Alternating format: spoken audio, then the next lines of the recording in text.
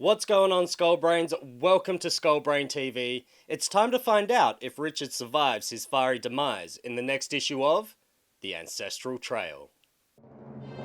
When he, who is the Chosen One, shall tread upon the ancient path, and battle there to overcome the forces of the dark. The Ancestral Trail, an epic story of myths, magic, and monsters. Book 16, Cragmar, Man of Stone, A Fatal Mistake on Plunderer's Plateau. Yes, that's right. In the last episode, Richard, Melek, and Orkin had taken refuge in Narcum the Fly King's lair. The three managed to destroy Narcum's source of power and defeat him, thus freeing the insect guardians of the ancestral world. However, in their escape, the amulet that Golan had given Richard was dropped amongst the fiery rubble. As Richard returned to get it, the ground before him erupted in an explosion of flames. So let's find out how he survives. But before we do, have you seen the Ancestral Challenge for this issue? If not, you can check it out here, and then come on back and join in the fun. Are you ready? Let's do this.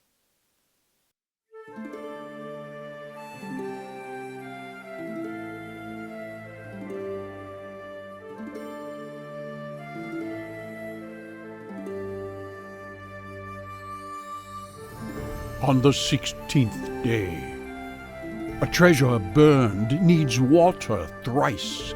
A friend regained will cross it twice.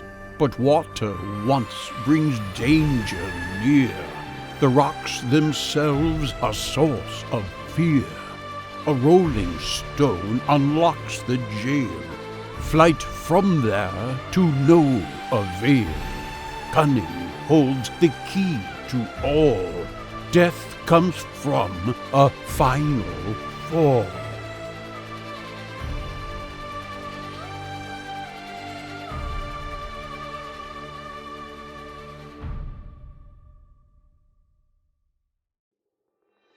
The flames swept up and over Richard, wrapping him in a pillar of fire. Although the blast was too brief to burn him, he jumped back faster than he had ever moved in his life. When the flames began to die down, Richard gingerly picked his way back into the smouldering embers, scraping through the sooty mess with the tip of his dagger. He searched and searched but found nothing. Richard began to despair. Then he spotted something hanging from a charred bough on a nearby tree. It was Golan's amulet. The blast had sent it flying into the air, and it had caught in a deep groove. He reached up for it. It was still hot, so he hoisted it onto his dagger and retreated to where Melek and Orkin were waiting. When the amulet was cool enough to handle, Richard used a corner of his tunic to clean it up. It seemed different. There was no spark on the amulet's surface.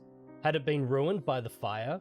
Richard put it in his pocket, praying that it might regain its old power later. The trio moved on. Soon the forest began to thin, and before them, a river crashed and thundered through a series of rocky rapids.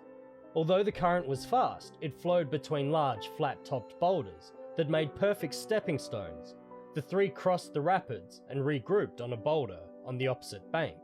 While the trio dried off, Melek read aloud from the Book of Prophecies. Richard mused as Melek hoisted the book back onto his shoulders. If I'm right, crossing water 3 times should bring both the amulet and Orkin back to normal. Help! A voice cried from nearby. Richard looked around but saw nothing.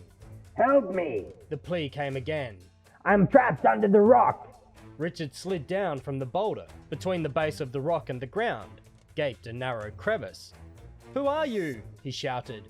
I'm Zard, guardian of the reptiles, came the answer. The evil one trapped me here. Can you get me out? Another guardian, Richard thought with relief. And without a trace of doubt in his mind, he called back, "I'll see if we can get the opening unblocked." The three pushed against the boulder, trying to widen the gap. It did not budge. Then they tried to prise the boulder up, using a length of driftwood as a lever. The wood simply snapped. As they wondered what to try next, the earth shook beneath them. With a deep rumble, downriver the steep bank was beginning to crumble, sending an avalanche of stones splashing into the water. From deep in the rock face, an enormous figure was struggling to free itself.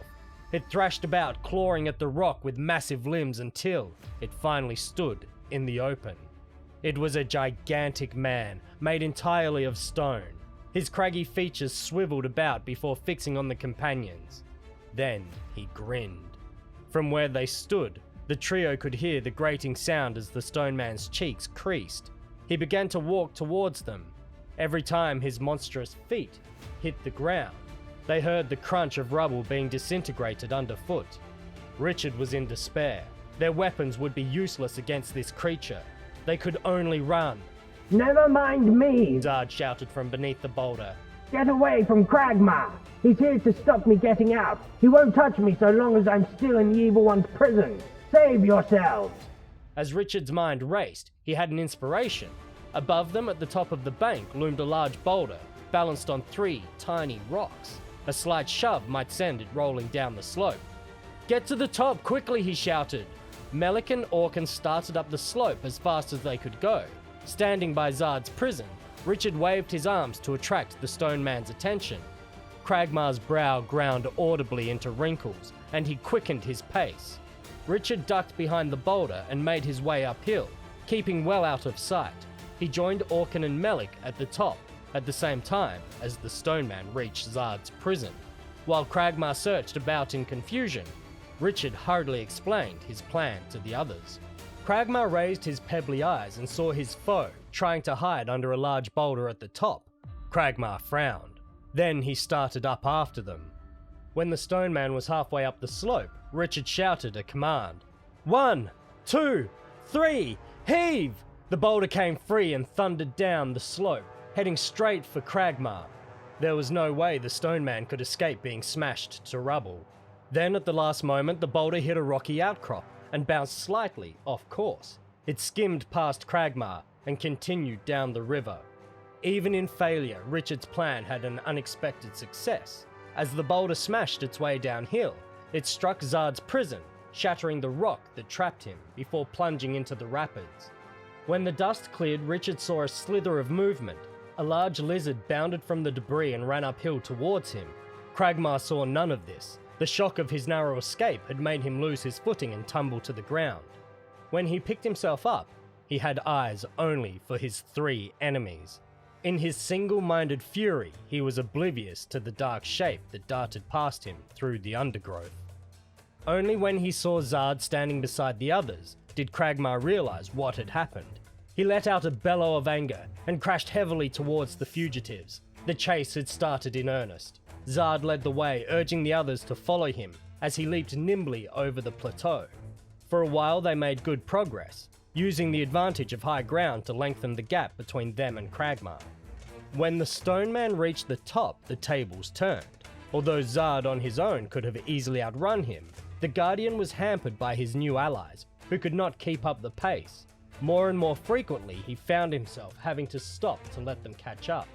Every time Zard stopped, Cragmar gained ground. Zard knew that they could never win in a straight race. He would have to change tactics. This way! He shouted, swerving off. The others stumbled after Zard. When they realized where they were going, even Richard wondered whether Zard had made the right decision. The Guardian was heading at full tilt towards a steep ravine.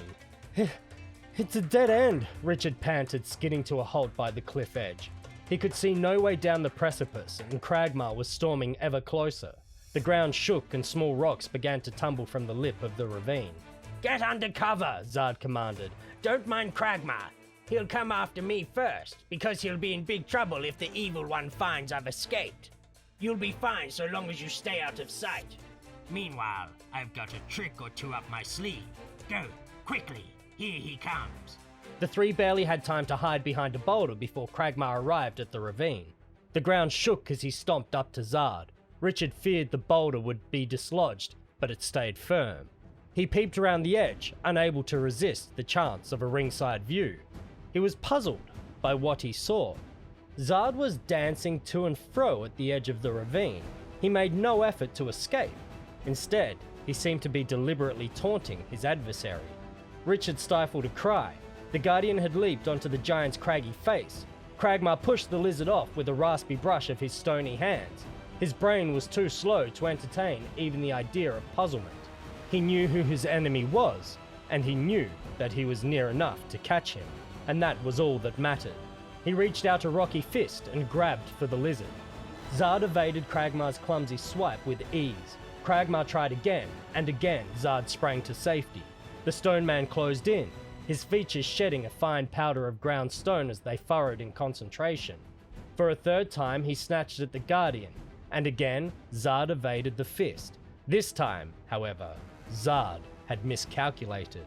While Cragmar's right hand had been reaching for Zard, his left hand had been moving forward in anticipation of his enemy's next move. When Zard jumped, Cragmar's left hand was ready. It closed tightly on the Guardian's tail. The lizard gave a quick flip of his body and sprang over the edge of the ravine, leaving his tail in the stone man's fist. Richard gaped. It would be the turn of the trio next. Cragmar was horrified too. 1 second he had been victorious, the next he had been left with nothing but a bloody stump of tail that slapped and writhed in his grasp. He stamped in outrage, roaring his fury to the skies. Then Cragmar flung the tail aside and launched himself over the cliff in pursuit of his foe. A mighty crash echoed out of the ravine. There was a rattling hiss, as if a truckload of gravel had been emptied on the ground. A cloud of rock dust billowed up from the chasm and hung motionless before it was carried away on the breeze. The three crept out from behind the boulder and looked over the edge. Far below at the bottom of the ravine, an outline of rubble was all that was left of the stone man. Cragmar was dead. The trio looked at one another. Where was Zard? As if in answer to the unspoken question, a tailless shape scurried across Cragmar's remains and darted back to the cliff. The three heard the sound of scrabbling. Zard levered himself over the edge and ran across to them. How did you escape? Malik asked the Guardian. We thought you were dead. I knew Cragmar was stupid enough to follow me wherever I went, Zard replied. Luckily, being a lizard, I can jump anywhere and not be hurt. What I didn't foresee was that he'd get my tail. But it doesn't matter. I'll soon grow another. I must get my weapon back though, and I know exactly where Cragmar hid it. The Guardian scrambled nimbly over the lip of the ravine and was soon hidden from view. While Zard was away, Richard checked the Pathfinder. It pointed to a green swath of forest that showed itself beyond the far edge of the plateau on which they stood. Richard put the instrument back in his bag. Orkin seemed to be uninterested in the proceedings. He stared glassily into the distance. They will never know. You are safe with me. The soothing words wafted through Orkin's head as he fumbled with Dragora's pendant. Pay no attention to these others. Their concerns are not yours. Their aims are not yours. They are foolish. You are wise. You need have no fear. Death is the only umpire. Victory given only to those chosen survivors. You are my chosen one. Orkin suddenly began to smile. Then the words of a rhyme kept repeating themselves over and over in his head. Blood runs through the thickest lake. Blood that makes the gate awake. Blood that others want to make. Blood the thirst that you can slake. Blood that makes for no mistake.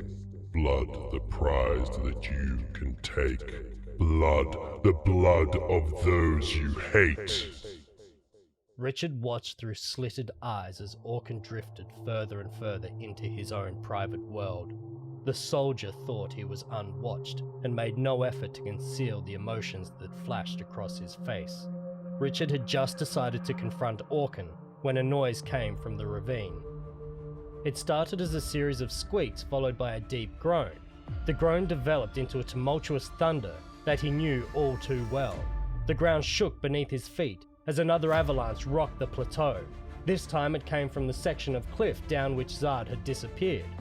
Richard thought of the prophecy. Death comes with a final fall. He had imagined it referred to Cragmar. He stared downhill and shuddered.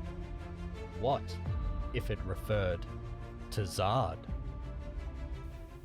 And that is the end of issue number 16. So how did you go with the Ancestral Challenge? Were you able to spot all of the hidden objects? And do you think Cragmar is based on David and Goliath, or the Golem? Leave a comment below with your thoughts, and the answer will be revealed in the next Ancestral Challenge. In this issue, there were still no map pieces or letter tokens to collect. Hopefully there'll be some more in the next issue. Thanks for watching this episode. Don't forget, if you are liking these videos, please hit that like and subscribe button and ring that little bell icon to be notified of when the next episode is released. And until then, stay tuned and stay skull-brained.